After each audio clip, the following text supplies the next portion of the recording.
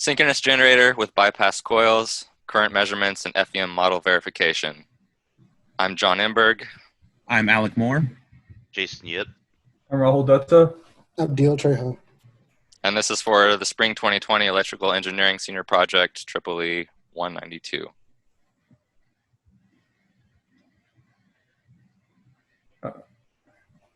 Abstract.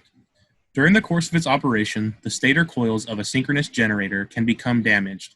An expedient method to repair this damage is by means of a bypassed or cutout stator coil. Our group will verify a finite element method model that defines operating points of a synchronous generator with bypassed stator coils. Verification of the model will involve instrumentation placed on the generator stator coils adjacent to the cutout coils and subsequent data acquisition. This data will then be compared with the model for the assessment of the accuracy of the model. If an in-service failure occurs, the user has three possible options: return the operation of the power plant, replace the machine, rewind the failed component, or repair the fault. All three options cost a large amount of money and require the power plant to be closed for a long period of time. However, if a stator winding fails to occur, the possible temporary repair is cut out failed coils. This procedure is done so that the power plant can go back into service quickly and cost for the cutout coils is minimal. If the coil failed because of a local flaw, then the rest of the winding may run its normal life. If the failure of the coil is because of a more widespread deterioration mechanism, then cutting out a coil may allow the machine to be put back into service long enough to order and install a new winding. In three-phase motors and generators, cutting out a coil or a parallel may give rise to negative sequence currents or other circulating currents, resulting in hotspots in specific areas of the stator. Project revisions. As the semester passed, the plan had to be revised to fit time constraints, unit availability, as well as the COVID-19 pandemic. Due to these circumstances, our group had to change the original project scope of obtaining current data and comparing of the FEM model to how one would select stator coils for instrumentation. Instrumentation. The Rogowski coil instrumentation will be placed around coils that are physically adjacent to a cutout coil. This means we will need at least 2 Rogowski coils for each cutout coil. A potential challenge for this task will be how the Rogowski coil output conductors will exit the generator and connect to the data logger.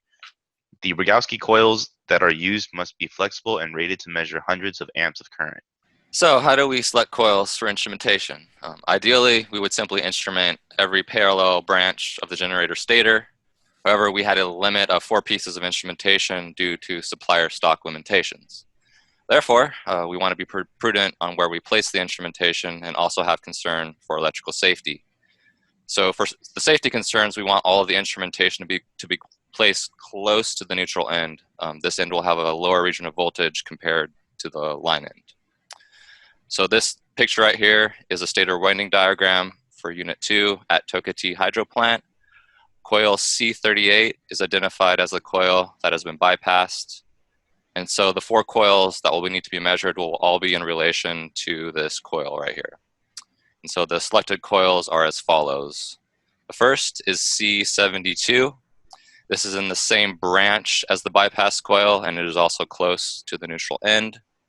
Next is coil C36. This is in the same branch as coil C1, which is the one coil that is physically adjacent to the bypass coil, and it is also close to the neutral end. Next is B38. This is also a physically adjacent coil to the bypassed coil.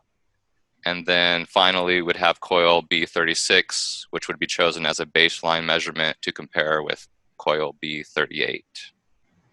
FEM modeling. The design of the software model will calculate the operating state of the generator with bypassed coil stator windings. The software parameters must be set so that they represent the generator configurations. FEM expectations. After analysis of the FEM model has been completed, the results will be tabulated and compared with that of our physical data. Comparing the model data with that of our physical data will demonstrate the accuracy of the FEM analysis. In conclusion, from this project, we will be able to verify the FEM model does in fact match the physical operating characteristics of a synchronous generator with a bypassed coil. This information will allow for future feasibility on the use of bypass coils on other damaged synchronous generators.